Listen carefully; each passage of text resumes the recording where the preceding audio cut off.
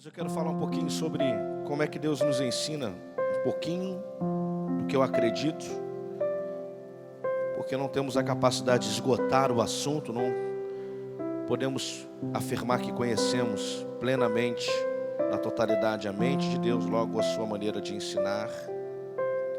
E Deus ensina de diversas formas e cada um aprende de uma maneira. Quero falar sobre a pedagogia de Deus. Pedagogia é a ciência que estuda o processo de ensino e aprendizagem. Em outras palavras, é como alguém ensina e como alguns aprendem. Em Mateus 11, 29, diz assim: aprendei de mim, porque sou manso e humilde de coração. Primeira coisa que precisamos e podemos, com as nossas limitações, aprender e aceitar, é que Deus nos ensina mais por processo do que por palavras. Deus nos ensina mais com a realidade que vivenciamos do que com a teoria que ouvimos ou com aquilo que estudamos. Por isso que quando oramos e quando lemos a Bíblia, precisamos pedir ao Espírito que na oração interceda por nós e que no ensino, no estudo da palavra, que o Espírito traduza para nós, mais do que para nós, traduza em nós. Porque traduzir em nós significa nos marcar, como o apóstolo Paulo diz, que somos cartas vivas do Evangelho. Traduzir para nós, talvez, faça com que em um outro idioma, então sendo traduzido, possamos compreender o que está sendo dito. Agora, traduzir em nós significa ao mesmo tempo que nos explica, que nos orienta. Ele escreve na nossa alma, no nosso ser, no nosso espírito, na nossa essência. Talvez nessa manhã precisemos que o Espírito não traduza para nós, que Ele traduza em nós qual é a vontade de Deus. Porque se Ele traduzir em nós, é como uma tatuagem por dentro, e essa pode ser feita de maneira tranquila, sem o peso da consciência. Não que eu esteja acusando ninguém nesse lugar, que esteja dizendo para você, não se tatue, mas às vezes fica um peso na consciência. Será? Diga comigo, se não está leve, não faça. Mas não tem ninguém aqui querendo fazer isso, não. Tenho certeza que alguns que fizeram poderiam apagar, desejariam apagar o que fizeram. Mas o assunto não é sobre isso, nem sobre trazer peso. Mas o fato é que se o Espírito traduz em nós a palavra dele, querendo ou não, ele vai nos marcando com essa instrução. Deus sempre vai nos ensinar por processos e não só por palavras. As palavras chegam primeiro e o processo chega depois. Porque Deus não dá aulas teóricas, irmãos. Ele nos ensina vivendo com a gente as lições. E aí é que está a diferença do nosso Deus. Como a pastora bem disse, foi o Espírito de Deus que levou Jesus para o deserto. O Espírito colocou ele em uma situação difícil, sim, mas numa situação de aprendizagem. Não é possível explicar o deserto. Todos nós já ouvimos explicações sobre como é o deserto fisicamente, do calor excessivo, da sequidão, do cansaço extremo, mas só se formos postos naquela condição do deserto, vamos poder entender de verdade o que significa. Por quê? Porque sentiremos na pele o que aquele ambiente vai nos gerar, nos proporcionar, o peso do calor, da sequidão, as forças se esvaindo. Mas quando Jesus foi levado para o deserto, Jesus não foi abandonado por Deus. O mesmo Deus que o levou para aprender foi o mesmo Deus que estava com ele no processo de aprendizagem. Grave isso. Porque todas as palavras que foram ditas foram palavras que Jesus havia ouvido do Pai, porque Ele era a palavra, mas o Espírito estava lá, Deus estava lá. Assim como quando Jesus anteriormente, antes de ser levado para o deserto, o Espírito estava lá, desceu sobre ele, Deus estava lá com ele, o Pai, porque liberou palavras sobre a vida do seu filho Jesus, quando ele se batizava e imediatamente foi levado então por Deus para o deserto, é o mesmo Deus, irmão. Deus não interrompe a jornada, Deus não pula do barco quando ele sai de uma calmaria para uma tempestade, nem da tempestade para a calmaria. Jesus estava orando, enviou os discípulos a atravessar o mar, o bicho pegou no mar, Jesus foi caminhando na direção, fisicamente ele estava distante, ele ainda estava caminhando na direção, mas ele nunca perdeu de vista aquele que são seus, ele nunca deixou de ver o que cada um estava vivendo, nem de sentir o que cada um estava sentindo. Ele podia não estar fisicamente, mas ele estava lá, ele já estava com eles naquele barco. É por isso que Jesus depois repreendeu os discípulos, dizendo: homens de pouca fé, até quando estarei com vocês? Ele estava dizendo: eu já estava com vocês, a minha palavra já estava com vocês, eu não estava fisicamente, mas o meu espírito já estava. Bastava vocês liberarem uma palavra para esse vento, para esse mar, e tudo se resolveria, porque eu estou na força da palavra, eu estou na palavra que entrou e na palavra que é liberada, porque a fé vem pelo ouvir a palavra. Quando eu ouço, eu gero, mas quando eu falo, eu cresço. A palavra entrou, então libero. Eu já estaria com vocês, eu estava com você. A palavra de Deus diz: eu estarei com vós até o fim dos tempos, até a consumação dos dias. Deus está dizendo aqui que ele não pula do barco quando o vento muda, quando a tempestade chega, quando a meteorologia afirma que amanhã vai mudar. Ele está hoje, mas ele também está amanhã com você. Ele está no sofrimento, ele está na alegria, no dia do pagamento ele está, mas quando a geladeira está vazia, ele também está. No dia que você acerta e glorifica, ele está, mas no dia que se envergonha e não consegue levantar a cabeça, acredite, ele ainda está com você. Ele ainda está, porque ele nos ensina nos processos, não só por palavras, porque Deus não dá aulas teóricas, ele nos ensina vivendo com a gente as lições. Moisés e o mar vermelho, lá em Êxodo 14, Deus não explicou o milagre, apenas dize ao povo que marche. Diga comigo: diz ao povo que marche. O que Deus queria ensinar? A obediência,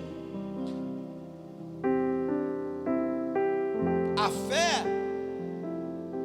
Mas como Deus não dá aula teórica, como Deus ensina no processo, com a gente no processo, quando ele diz, fala ao povo que marche, o que acontece é que a fé foi aprendida em um ato de obediência. Quando sem explicar o motivo e como faria e o porquê faria e se daria certo ou não se dependesse da fé, quando ele não explica nada, ele só dá uma ordem, um imperativo, diz ao povo que marche. Deus está querendo ensinar a fé através de um ato de obediência, através de uma circunstância. Deus quer dar uma lição, Deus quer entregar alguma coisa, Deus quer colocar algo dentro de nós, porque a fé, uma vez aprendida, ninguém tira, irmão. Vão tirar o seu dinheiro, vão tentar tirar a sua dignidade por palavras, você vai perder para você, mas a menor semente do céu ainda estará em você, que é a fé. E se essa semente estiver dentro de você, você dirá a esse monte: ergue-te e lança um mar, saia da minha frente e as coisas acontecerão. Deus não quer te ensinar com teoria, Deus quer te ensinar pelo processo, mas ele nunca vai te abandonar ainda em meio ao processo. Diz ao povo que marche. E agora que a fé foi aprendida após um ato de obediência, vamos pensar nesse ato de obediência. Como eu tenho dito, que às vezes nas simples coisas a gente não obedece. Se esse povo não tivesse obedecido, não teriam aprendido sobre a fé. Logo, não aprendendo sobre a fé, não viveriam os milagres. O ato de obedecer, diga comigo: o ato de obedecer. José lá no Egito, Deus Deus não deu respostas imediatas aos sonhos de José, porque Deus queria ensinar José a administrar suas ansiedades, seus poucos recursos, sua desesperança, antes de lhe entregar o governo. Foi na prisão, foi sendo esquecido, foi tendo que esperar e lidar com a sua ansiedade, foi tendo que esperar os anos passarem e pensar dentro de si, óbvio que talvez por estar demorando não acontecesse. Foi ali que Deus o ensinou a administrar antes de lhe entregar o governo. Às vezes Deus não nos dá respostas imediatas.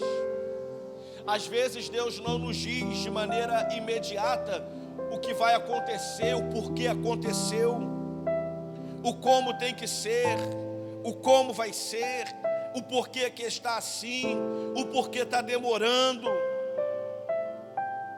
Lembra de Pedro andando sobre as águas? Mateus 14, 29, Jesus poderia, eu disse aqui, acalmar o mar primeiro, mas preferiu ensinar fé no meio da tempestade. Só se aprende fé no meio da dificuldade, só se aprende fé no meio do deserto, só se aprende fé diante do mar vermelho, só se aprende fé em meio à tempestade. Deus ensina primeiro pela experiência e só depois Ele vai revelar o sentido. Olha como nós temos falado sobre isso e como Deus vai conectando as palavras. Deus ensina primeiro pela experiência, depois Ele vai revelar o sentido. Ora, então, se diante de algum problema, desafio, eu e você declaremos, isso não faz sentido, e talvez não faça, e talvez seja para ser assim, mas talvez isso esteja nos privando de uma experiência que vai nos gerar um benefício maior da fé, da certeza, da convicção, que vai ser útil em momentos seguintes. E às vezes nos privamos dessa experiência porque o nosso racional, a nossa lógica vai nos dizer que não faz sentido. Diga comigo: Deus quer me conduzir em experiências, e se é de Deus, essa experiência não faz sentido. Se é de Deus, essa experiência, eu vou tirar a palavra Deus, o nome Deus, o nome sobre todo nome Deus, e vou colocar o mundo espiritual. Quantas coisas alguns de nós já não fizemos, que sabíamos, como foi dito aqui, que não era da vontade de Deus, e se não vem da luz, vem da onde, igreja? E mesmo assim fizemos, e depois nós falávamos conosco ou com alguém, estou pregando para mim, se tiver coragem, prega para você. Dizíamos: não faz sentido, por que eu fiz isso? Eu sabia que era errado, eu sabia que não era a vontade de Deus. Então leva para o mundo espiritual. Se para fazer as coisas erradas, movido no mundo espiritual, não por luz e sim por trevas, conseguimos reconhecer depois que não fazia sentido, e ainda assim fizemos, porque que às vezes, movidos pela luz, eu e você temos dificuldade de obedecer, de aceitar, de fazer, de ser. Deus nos ensina primeiro pela experiência, depois Ele vai revelar o sentido. Deus explica o caminho e depois Ele te dá a explicação porque te conduziu por aquele caminho. Deus te explica e te mostra o caminho, mas às vezes só depois que você caminha. Deus disse para você, muda de cidade. Eu estava ali lembrando uma coisa que o diácono Moisés me disse quando ele foi receber a oportunidade dessa transição profissional. Ele disse, lá na igreja, o Senhor, ele me lembrou do que o Senhor falou, que aqui eu indo para essa cidade, ele não tinha vindo ainda, mas indo para outra cidade, estando nessa nova unidade. Porque para vir, irmão, houve uma engenharia, não foi assim de prontidão. A gente ficou um tempo e procure ver. E eu disse para ele lá no começo, ó, se alguém já comunica que você quer, não foi? Já comunica, mas como vai ser? Comunica que você quer. Não fecha essa porta de antemão. Pede prioridade, acho que foi isso que eu disse. Pede prioridade. Foi isso. Porque a prioridade faz o quê? Faz surgir a oportunidade, alguém declarar para ele, ó, a oportunidade é sua primeiro, você quer ou não? Ou seja, daria pelo menos o direito dele escolher quando essa oportunidade viesse. Então, olhando para a sua condição momentânea, ele diria, quero, não quero. E a gente foi construindo isso com Deus nos bastidores. Não tinha certeza, não era o nome dele que estava lá, porque ele nem morava na cidade. A verdade é que, pela lógica, é alguém que mora mais perto da cidade. Mas nós fomos pela fé, pela obediência, pela direção que Deus deu, não o homem deu, construindo essa realidade. E a realidade foi se materializando. A realidade que antes foi construída só no mundo espiritual, com a obediência de alguém que está diante do mar vermelho e diz, Moisés, não vou explicar nada. Meu camarada, não vou te dar explicação. Só diz ao povo que marcha. Imagina o povo indo na direção de um mar, atrás, sabendo que Faraó e seus cavaleiros estão vindo para matá-los. Nada está acontecendo, eles estão se aproximando, nada está acontecendo. E olha para o líder e ele só diz, marcha, marcha, marcha, marcha, marcha. Como é que é isso, irmão? Na literatura é lindo a gente, mas pensa você, alguém vindo atrás de você, tem um muro, e eu no teu lado, talvez você acelera, você está dizendo, apóstolo, tem um muro, rapaz, os caras estão vindo, tem um muro, eu sei, no final da rota tem um, acelera, mas tem um muro, a gente vai bater, mas acelera, Deus falou para acelerar, acelera, e quando você está para encostar no muro, o muro some.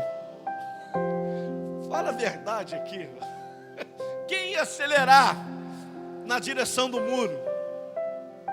Sabe o que a gente ia fazer? A gente ia encostar o carro e falar, Deus, por favor, me mostra. Deus, por favor, retira esse muro. A gente ia parar e orar mais e mais e mais e mais, até que olhando o muro desaparecesse e a gente então acelerasse. Eu acho que assim, essa é a pedagogia de Deus. Até na maneira de nos explicar, fica mais simples eu e você visualizarmos. Você num carro fugindo em uma perseguição, tem um muro a 100 metros, e você toda hora olha para Deus e fala, Deus, o muro, acelera. Deus, o muro, diga ao povo que acelera. Deus, o muro, diga ao William para acelerar, diga ao Moisés para acelerar, acelera. Deus, o muro, está chegando, acelera, rapaz, falta 30, acelera, rapaz, acelera, rapaz. Eu não sei vocês, mas eu, olhando assim, fechando os olhos, no meu estado hoje, eu não aceleraria. Eu ia clamando a Deus pela sua misericórdia, pedindo o que Ele já entregou. Porque no fim o que eu estou pedindo é misericórdia, me livre. Então ou Ele vai matar quem está atrás, ou os meus olhos eu preciso ver as pessoas morrendo que me perseguem, ou o muro diante de mim desaparecendo. Só que isso no mundo espiritual já aconteceu. Por isso que o profeta uma vez pediu a Deus, abre os olhos do aprendiz para que ele veja que não estamos só cercados do exército inimigo, que o exército do céu está aqui nos protegendo. E Deus abriu os olhos e permitiu que aquele jovem visse. Essa é a maneira de Deus também nos ensinar. Às vezes ele só vai explicar o caminho depois que você caminha. Às vezes ele só vai explicar que você vai liderar um time num lugar novo em pouco tempo, depois que você caminha por esse lugar novo. Ele só vai cumprir uma palavra, uma promessa, depois que você caminha sob essa promessa. Diga comigo, é sob, não é sobre. Porque a direção vem do alto. É como a coluna de fogo no deserto, durante o dia, durante a noite, ou as nuvens durante o dia. É sob, eu estou debaixo de uma promessa, eu caminho debaixo dessa promessa. Diga comigo, a promessa é uma direção. Por isso que as pessoas morrem sem viver a promessa. Eu acho que em Hebreus fala sobre os heróis da fé. Não me recordo o texto que fala não só dos heróis da fé, não sei se é nele, mas fala sobre homens e mulheres que não vivenciaram a promessa, que não viveram o cumprimento da promessa. E talvez isso possa acontecer comigo, com você, quando saímos debaixo disso, quando queremos andar sobre. Quando eu quero andar sobre, significa que eu até sei qual é a vontade de alguém para a minha vida, mas eu estou no controle, permaneço nela até onde eu quiser, permaneço nela até continuar fazendo sentido. Mas uma vez que não faz sentido, eu vou bater no muro, não faz sentido. Então, como eu estou sobre a promessa, então eu dou o meu jeito. Mas a promessa ainda está perto, a direção ainda está perto, mas como eu estou sobre, eu saio dela. Olha o que o Espírito está dizendo, irmãos. Isso não está escrito. Agora, se eu estou sob ela, não tem jeito. É como um GPS, tem um muro, estão me perseguindo, tem um muro, eu estou no carro, e o GPS de Deus está dizendo, continua em frente. Você está vendo o muro, e aí você está digitando lá no Waze do céu, tem uma outra rota, ele recalculando a rota e está na mesma direção. Aí vem a bolinha, recalculando, teu coração vai esperançoso, diácono Moisés, ele vai mudar, vai trazer um atalho, mesmo caminho. Às vezes a nossa oração é isso. A gente vai sentindo Deus na oração, nos louvores, na palavra. Só que isso pode ser um dia, um mês, um ano, porque Ele está com esse símbolo de recalculando para você. Ele está recalculando e no final a mesma direção. Por isso que às vezes perdemos tempo. E o que temos que encarar, que está diante de nós, se é contraponto à direção de Deus, vamos nos alegrar, porque o mar estava em contraponto à direção do céu. E o que Deus faz? Deus abre o mar, irmão. Deus derruba a muralha de Jericó. Então, se Deus recalculou a rota uma, você pediu para Ele recalcular duas, recalculou três, e dá na mesma direção, não importa o que está na frente. Se Deus mandou, vai. Foi assim com Gideão, que pediu prova, uma, duas, se não me engano, 3 vezes a Deus para saber se era realmente Deus, e se realmente ele era escolhido, se realmente era para fazer aquilo. E Gideão foi pedindo prova. O que é isso? É oração, minha e sua, de novo, pedindo, recalcula a rota, Waze, recalcula a rota, Waze, me dá outro caminho, e pum, mesmo caminho. Me dá outra palavra, e pum, a mesma palavra. Me dá outra direção, tum, a mesma direção. Então Gideão foi convencido. Foi convencido depois de tentar fazer Deus recalcular. Ou você acha que com 300 ele queria enfrentar 30 mil? Ou você acha que ele queria sair lá da zona de conforto, porque mesmo sofrendo, mesmo se escondendo, ele ainda se sentia protegido? Ele sabia dentro de si que ele não tinha condições de vencer aquele exército. Ele nem era esse comandante, esse capitão. Ele olhou para a sua condição. Ele não queria, porque humanamente era impossível enfrentar os midianitas. Por isso ele fazia o seu trabalho escondido no lugar onde ninguém acharia que ele estava, porque era incoerente. Deus ensina primeiro pela experiência, depois ele revela o sentido das coisas. Deus, ele explica o caminho, mas só depois que você caminha. Mas na pedagogia de Deus, Deus também nos ensina pelo contraste. A forma de Deus ensinar, a forma divina, a forma do céu, vai usar às vezes opostos, coisas contrárias, para revelar verdades profundas. Ele vai nos mostrar a luz, permitindo muitas vezes que eu e você experimentemos a sombra. Ele vai nos mostrar o caminho bom, muitas vezes permitindo que eu e você experimentemos o caminho ruim.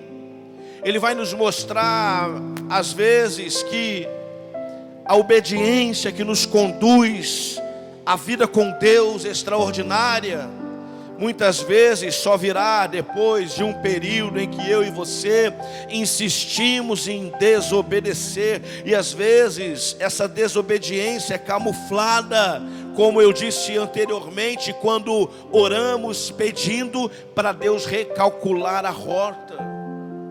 A verdade é que não queremos obedecer. A verdade é que por medo ou por qualquer outra coisa, como Gideão, ele não queria obedecer de pronto.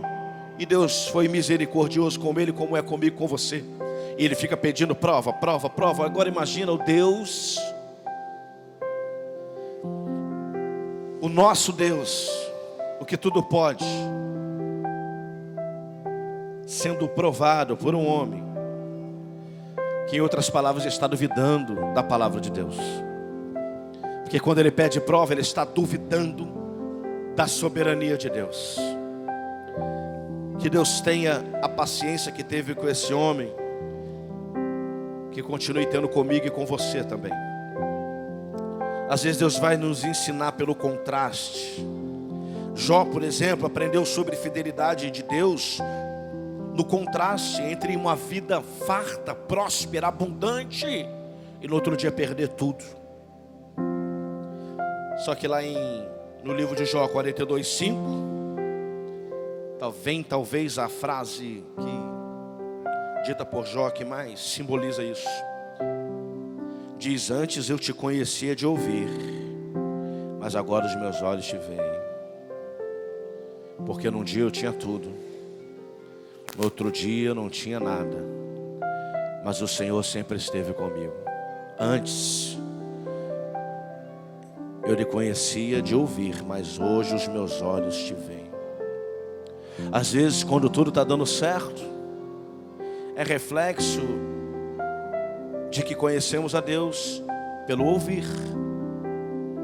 Mas às vezes, quando tudo começa a dar errado na nossa vida, olha para a tua vida, olha para mim, os momentos mais difíceis que eu vivi.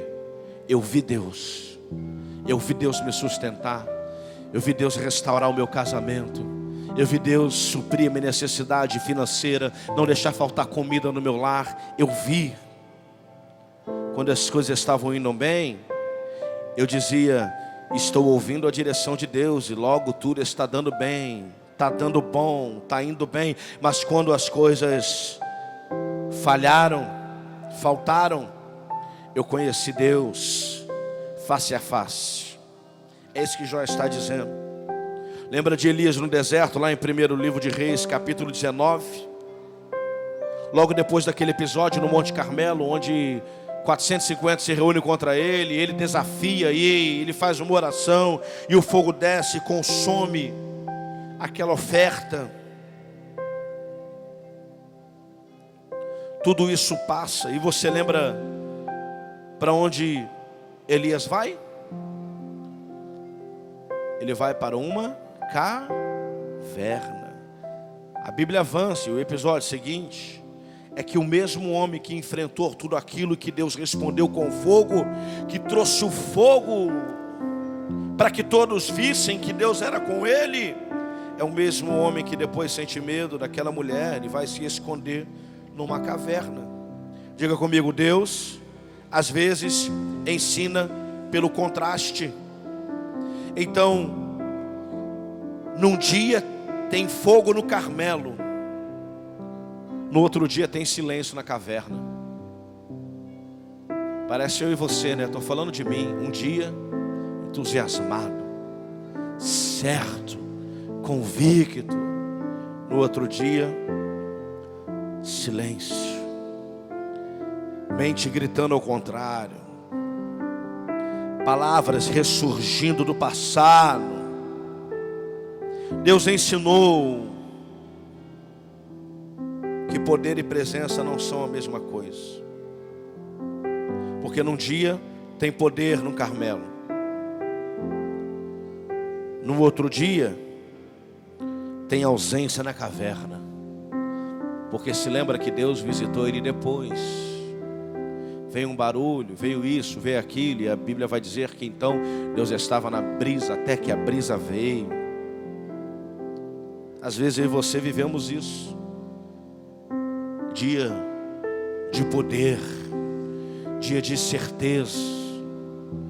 No outro dia, parece que Deus se ausentou. Parece que a nossa fé foi embora. Diga comigo, poder e presença não são as mesmas coisas. Lembra de Paulo, citando o espinho que carregava na carne? Estamos falando da maneira de Deus nos ensinar através do contraste. Paulo vai falar sobre o espinho na carne e vai mostrar para mim e para você que a graça que ele pregava não substitui a dor. Diga comigo, a graça não substitui a dor, mas nos sustenta na dor.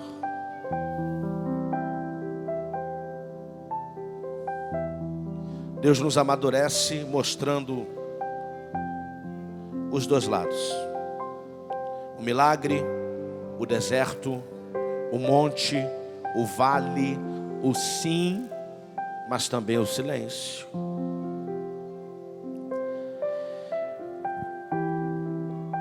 Terceira lição da maneira com que Deus nos ensina, da pedagogia, são 4, segura aí. É que Deus às vezes vai repetindo as lições até que aprendamos. E já vivi muito isso.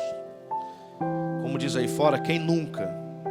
Deus repete lições até que possamos aprendê-las.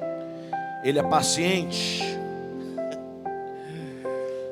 E a paciência dele às vezes é demonstrada no fato de não mudar o conteúdo. Às vezes quando Deus está repetindo a mensagem, algumas palavras para mim, para você, ou algum tempo, ou algum problema, ou algum processo, significa que o professor está mantendo a mesma aula, o mesmo conteúdo. E quando ele mantém o mesmo conteúdo, imagine você, um professor que tem o saber infinito, que o saber nasceu nele. Ele é o saber, é a fonte inesgotável, repetindo a mesma lição, repetindo o mesmo capítulo, um livro infindável. E ele só lê uma página para você todos os dias. Isso é a maior demonstração de paciência que Deus pode nos dar. Alguém que tem tudo para dizer, mas continua falando apenas aquilo que nós necessitamos ouvir. Nosso Deus é paciente. Ele não muda o conteúdo. Ele repete a matéria até que o aluno mude. Ele não muda a aula até que o aluno aprenda o conteúdo da aula. Lá em Deuteronômio 8, você vai ver sobre os 40 anos que o povo de Israel ficou rodando no mesmo lugar. Por quê? Porque Deus queria acabar com uma geração, sim.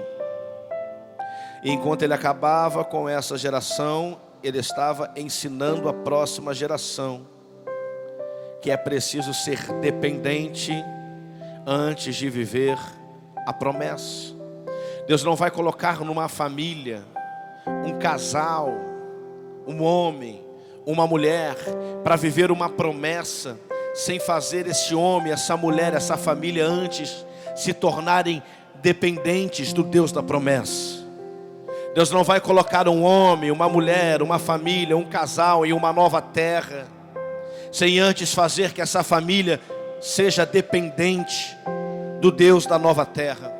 Deus não vai colocar um homem ou uma mulher numa posição de poder, numa posição de destaque, sem antes fazer que esse homem e com essa mulher, com que eles sejam dependentes do Deus que dá a posição, porque Ele também é um Deus que tira a posição, e nenhum pai tem prazer em dar e tirar o presente.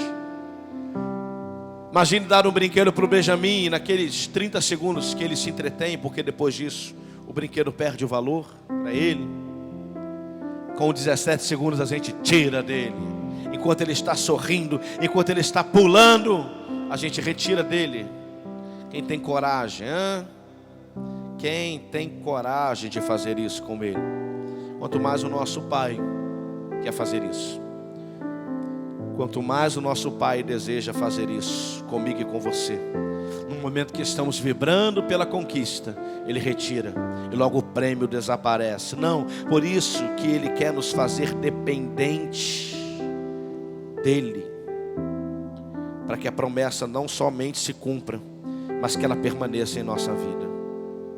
Quantos casais vão para um retiro, para um final de semana? Quantos casais, já aconteceu muitas vezes conosco, vão ali para a igreja, tudo se acerta, e depois antes de dormir estão brigados, porque não há dependência de Deus. Então nos é tirado. Lembra de Jonas quando tentou fugir da lição? Sim, Jonas tentou fugir de uma lição, porque nunca é somente sobre o outro, é sobre nós, é sobre a nossa vida com Deus. Na pedagogia de Deus, Ele ensina o aluno enquanto relembra ou reensina o professor. Ou enquanto ele relembra ou reensina ou ensina o professor, enquanto o professor fala, ele também ensina aqueles que ouvem, ele também ensina os alunos. A pedagogia de Deus é perfeita, por isso que não era somente sobre levar a salvação àqueles homens, o arrependimento, uma nova chance de Deus naquela terra, a Nínive. Não, era também sobre ensinar algumas coisas a Jonas.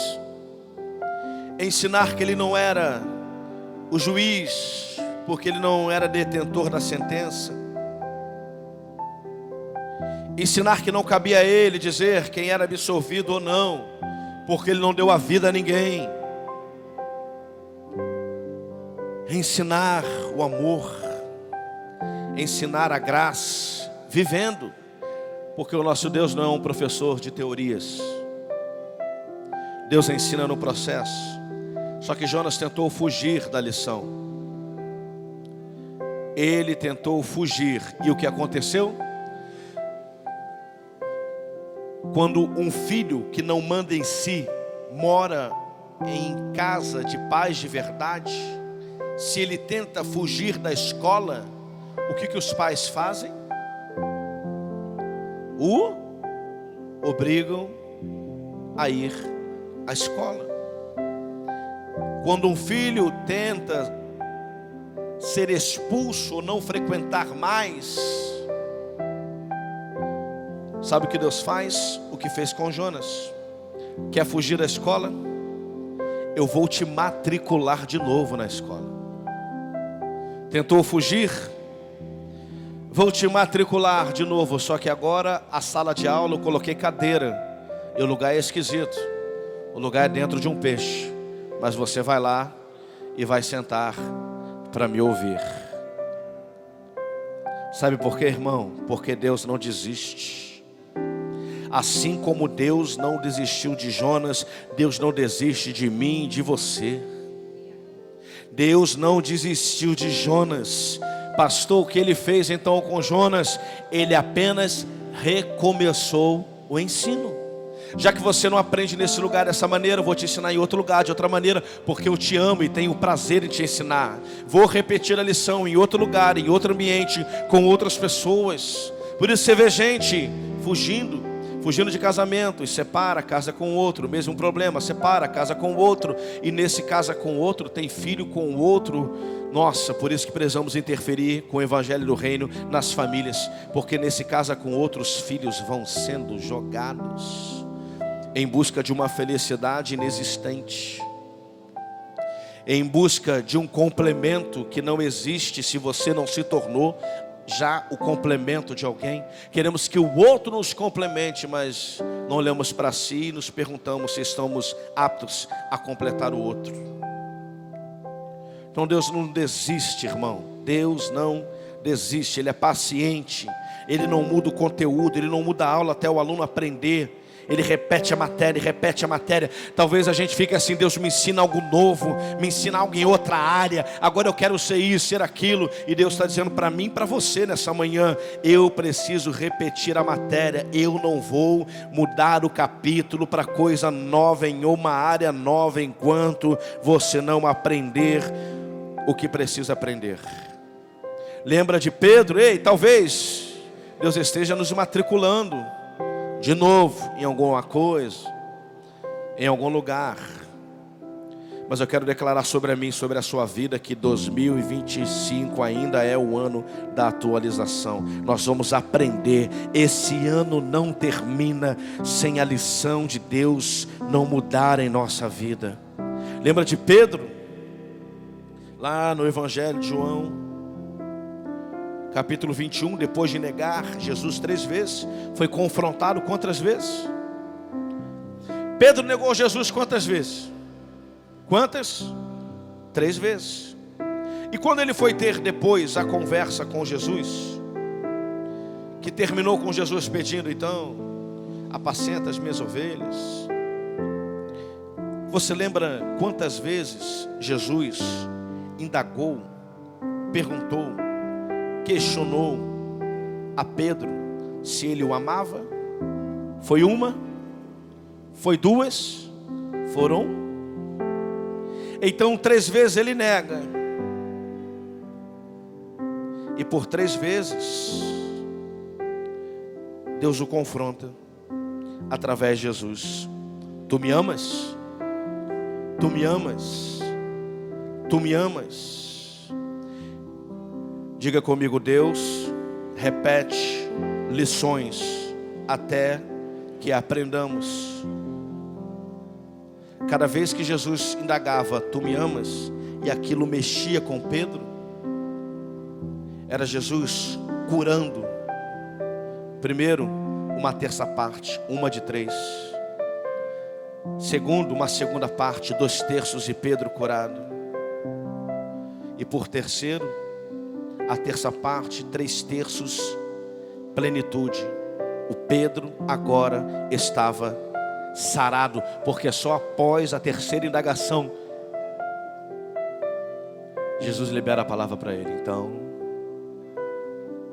apacenta as minhas ovelhas, cuida do meu rebanho, cuida da minha igreja, rapaz. Na repetição, Deus também estava curando o coração de Pedro. Tem coisas às vezes que está se repetindo, palavras que se repetem, situações que se repetem, problemas que se repetem nas nossas vidas, porque Deus está querendo nos curar. Aceite essa mensagem nessa manhã, aceite o evangelho do reino. Eu aceito, aceita você, porque Deus está querendo nos curar. Deus não reprova ninguém por raiva. Um aluno que foi reprovado, um professor pode criar erradamente condições favoráveis para um aluno passar de ano, não repetir a lição, não repetir a série. Um pai pode erradamente, uma mãe, facilitar a vida de um filho, ignorar algumas coisas, colocar o sentimento acima para passar o filho de ano, para passar o filho de fase. E assim, foi assim em muitas famílias foram passando os filhos de fase até que eles viraram adultos e agora não tem como ajudar mais. A oração é: Deus, que ele aprenda sozinho em ti, que ela reconheça a ti em todos os caminhos, porque pais foram facilitando a lição, quando deveriam fazer como nosso Pai que está no céu fez. Muda o ambiente, mas repete a lição. Nenhum pai e uma mãe que sucumbe o seu sentimento para ensinar uma lição, assim como nenhum professor que diz: faltou 2 décimos, mas eu não vou te dar. Por quê? Porque é simples, porque você não trabalha, você só estuda, você tinha tempo para estudar. Você não deveria estar me pedindo 2 décimos para ser aprovado. Você tinha tempo para aprender. Eu estava aqui todos os dias e você podia ter me perguntado, levantado a mão, mas preferiu não perguntar, preferiu ir para casa com suas dúvidas, preferiu entender as coisas sozinhos. Então, agora, por que eu sou obrigado a te dar 2 décimos? Era para você passar com folga. Sabe o que vai acontecer? Eu vou lhe reprovar, mas o fato aqui é o seguinte: nenhum professor, assim como Deus e um pai e uma mãe, não reprova um filho por raiva. Diga comigo: Deus não reprova por raiva. Diga: ele repete por amor. Então você vai repetir a lição, não é porque ele ficou com ira de você, de mim, é porque ele te ama e ele sabe que é importante você aprender a lição. Quarta e última forma que eu vejo, das muitas formas de Deus nos ensinar, porque a mente dele é insondável, é que o objetivo da pedagogia, da maneira de ensinar, ensino e aprendizagem do céu, não é o sucesso. Diga comigo: não é o sucesso. Diga: é a semelhança. Quando vemos alguém ter sucesso, qualquer que seja a medida do sucesso, porque para cada um é uma coisa, tendemos a dizer que por um determinado nível financeiro, ou de saúde, ou de corpo, ou de harmonia familiar, aquela pessoa naquela área obteve sucesso. Só que na pedagogia de Deus, o objetivo não é o sucesso, é a semelhança. O objetivo no ensino e aprendizagem, nessa relação de ensino dele conosco e aprendizagem nossa para com ele, o objetivo de Deus não é o sucesso, é a semelhança. O que ele objetiva quando nos ensina, quando nos instrui, quando nos faz repetir uma lição, não é o êxito, não é o sucesso, é nos assemelharmos a ele. O alvo de Deus não é nos fazer vencer, porque a palavra já diz: nele somos mais que vencedores. Então, se estamos nele, muito tempo com ele, fica muito tempo morando com uma pessoa, conversando com uma pessoa, logo você falará como essa pessoa. Fica alguém que não diz palavras ruins, palavrões, convivendo com alguém que o dia todo fala palavrão, logo um palavrão sairá de sua boca. O alvo de Deus não é nos fazer vencer, porque já somos nele. O alvo de Deus é nos fazer parecer com ele, com Cristo. Ele não quer apenas um aluno ou uma aluna aplicada. Ele quer um filho ou uma filha moldada. Deus quer nos moldar, Deus quer nos fazer assemelhar-se a ele, semelhante a ele. E é na convivência, é na relação. Então, quando ele nos ensina, ele está nos ensinando, como fez com Jonas. Ele estava querendo ensinar Jonas a maneira com que ele via aqueles homens, aquelas mulheres daquela cidade. Mas Jonas se recusava a aprender. Ora, se ele se recusava a aprender, ele se recusava a assemelhar-se a Deus. Então, o objetivo não era para Jonas, para a cidade era a salvação, mas de Deus para Jonas não era fazer com que Jonas fosse o profeta maior que viveu e pisou nessa terra. Não que Jonas fosse respeitado por todos. Não, era ensinar Jonas a aprender da maneira certa, porque aprendendo da maneira certa, ele pareceria cada vez mais com Deus. E se parecendo com Deus, veria como Deus vê, ouviria como Deus ouve, pensaria como Deus pensa, sentiria as aflições do outro como Deus sente, e logo agiria como Deus agiria com todo homem e mulher que caísse, estendendo a mão e dando uma segunda chance. Então o que Deus quer não é que com o aprendizado que temos, com o ensino dele para conosco, que tenhamos êxito, que tenhamos sucesso. Não, o objetivo de Deus é que nós nos pareçamos com ele cada vez mais. Deus não quer um aluno aplicado, ele quer um filho moldado com o caráter do céu. Lembra de Abraão lá em Gênesis 22? Deus não precisava, você sabe disso. Quando Deus requer Isaac, Deus não precisava de Isaac no altar para fazer o que fez. Não. Deus não tinha prazer na morte de Isaac. Embora Deus vê vida e morte da mesma maneira, porque Ele dá vida, Ele tira a vida. Mas Deus não precisava, não era incondicional, não era imprescindível, é a palavra, para Abraão se tornar quem se tornou, entregar Isaac no altar. O que Deus precisava era de um Abraão transformado. Diga comigo, Deus não precisa de Isaac no altar. Diga, Deus precisa de um Abraão transformado. Deus não precisa da nossa vergonha que passamos em muitas situações. Deus não precisa de uma separação.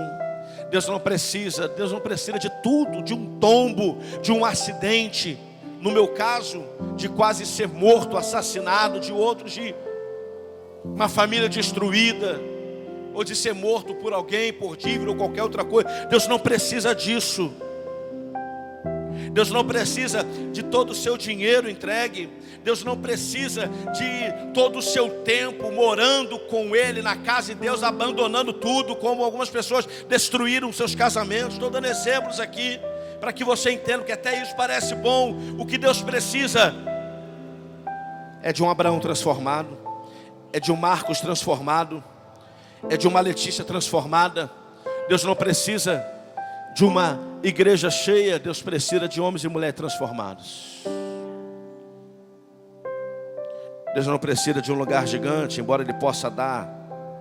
Deus precisa de homens e mulheres transformados pela sua palavra. Deus não precisa de homens e mulheres sentando para ouvir lições, chaves de sabedoria. É que isso é Ele falando, é um instrumento. Para quê? Não para que muitos ouçam, mas para que alguns se transformem, ou para que todos que ouçam se pareçam com Ele. Jesus com os discípulos lá em João 13, no rito de lavar os pés, alguns não me entendendo, alguns não compreendendo, Jesus duro disse: se eu não lavar os seus pés, você não tem parte comigo. O que Jesus queria? Ele queria ensinar que liderar é servir. Ele iria um dia, e os homens que Ele deixaria precisavam se assemelhar a Ele. Então Ele precisa ensinar, porque o objetivo do ensino não é ensinar alguém para ter sucesso, não é ensinar alguém a ter dinheiro, não é ensinar alguém a ter uma família no altar, não é ensinar alguém a ter um casamento saudável, não é ensinar alguém a criar filhos. O objetivo do ensino da palavra de Deus é fazer com que homens e mulheres se assemelhem a Ele. Buscai primeiro o reino de Deus e a sua justiça, e as demais coisas vos serão acrescentadas. Buscai primeiro pensar, ver, agir, sentir, ouvir como Deus, e as demais coisas serão acrescentadas. Por quê? Porque você agirá como Deus. Buscai primeiro entender como Deus entende, para depois agir como Deus age, e todas as coisas vos serão acrescentadas. Jesus não lava o pé para demonstrar que é humilde. Jesus lava o pé para ensinar que uma liderança precisa servir. E se vocês não aprenderem isso, não vão parecer comigo. Eu preciso que vocês pareçam comigo antes que eu volte para o céu. Porque senão como é que vocês vão liderar a minha igreja? Vocês não vão liderar servindo. Então aprendam, porque quem aprende se assemelha. Quando um filho aprende alguma coisa que o pai ensinou, ele passa a agir naquela situação de acordo com como o pai ensinou. Então naquela situação ele é semelhante ao pai. Ele reage de maneira ruim ou boa como o pai reage. Ele dirige, né, como o pai dirige. O que foi, Isabela? Depois na edição bota o rosto da Isabela quando eu falo o nome dela, por favor, para ficar no YouTube. Ela concordou. Na edição não esquece não, tá? Mas bota uma foto boa, não precisa também avacalhar não, só bota para saber quem é ela. Toda vez que eu citar alguém aqui, que pode, é óbvio, né? Então, você que vai assistir isso aí, os pecados nossos, você não vai compartilhar, porque não é para ser expor, mas a gente fala de pecado também, tá? Mas quando puder falar, coloca o rosto. E já vou testar dizendo aqui como eu amo a minha esposa, a pastora Letícia. Foto dela. Gostaria de falar o mesmo na minha sogra, Dona Tereza. Foto dela. E quero, se possível, pedir para que alguém aprenda a tocar teclado também, porque hoje ele errou feio aqui. O Miguel. Foto do Miguel. E para voltar ao tema, porque Deus está em todos os temas, vamos voltar de maneira alegre, dizendo que nosso alemãozinho é lindo, Benjamin. Foto do Benjamin. Tá bom, eu queria parar, mas eu preciso falar do pai dele, que ele é lindo, o Benjamin, mas o pai, o diácono Moisés, vejam vocês mesmos. Deixa eu voltar para cá e hoje eu vou livrar o William e Carolina. Jesus lava os pés para ensinar que liderar é servir. Para finalizar, quarta e última forma que eu vejo das infinitas formas de Deus nos ensinar, da pedagogia de Deus, Filipenses 3:10 vai trazer Paulo numa condição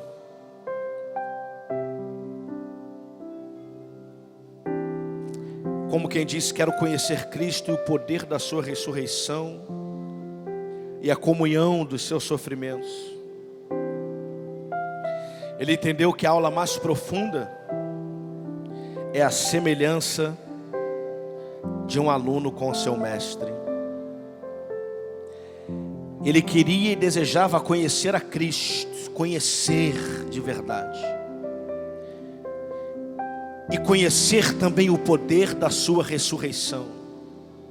Mas ele também desejava conhecer a comunhão dos seus sofrimentos. Ele queria sofrer o que Deus sofreu, o que Jesus sofreu. Ele queria sentir, ele queria ser co-participante do sofrimento de Cristo na cruz, por mim e por você. Porque se ele sofre o que Jesus sofreu, ele queria por um segundo talvez sentir o que Jesus sentiu, porque se sentisse ele entenderia o tamanho do sacrifício de Cristo. E entendendo aquele sacrifício, ele jamais poderia ignorar quando fosse agir com as outras pessoas, quando fosse pregar o evangelho do reino, quando podendo empurrar, teria que escolher estender as mãos, porque um dia ele sentiu o que Cristo sentiu. E isso faz parte da pedagogia de Deus. O ensino de Deus não é para informar apenas. Deus não quer nos informar a sua palavra. Deus não quer nos informar a sua verdade quando nós pregamos. Deus quer nos transformar pela sua verdade. E para terminar o diploma, porque todo aluno que passa de ano, que conclui uma formação, recebe alguns vão dizer, mas o diploma é o acesso ao céu? Não, isso é recompensa. É a festa no final, ao que permanecer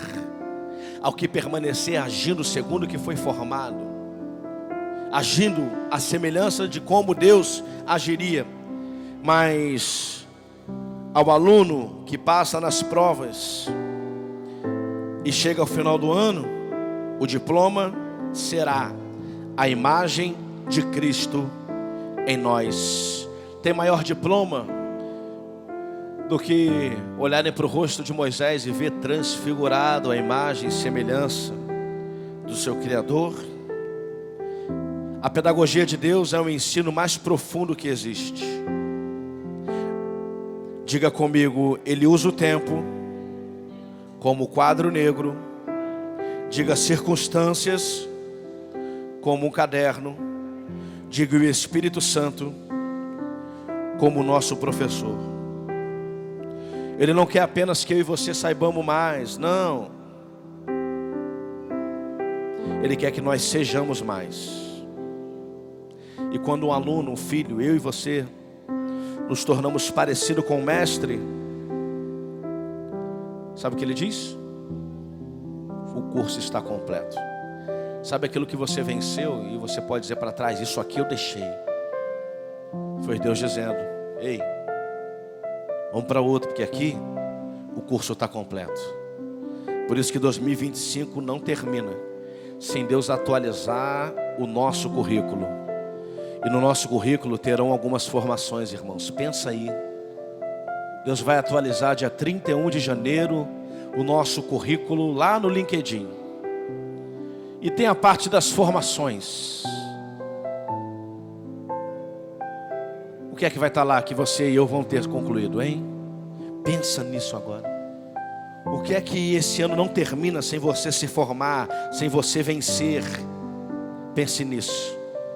Nós vamos adorar a Deus em espírito e em verdade. Se põe de pé.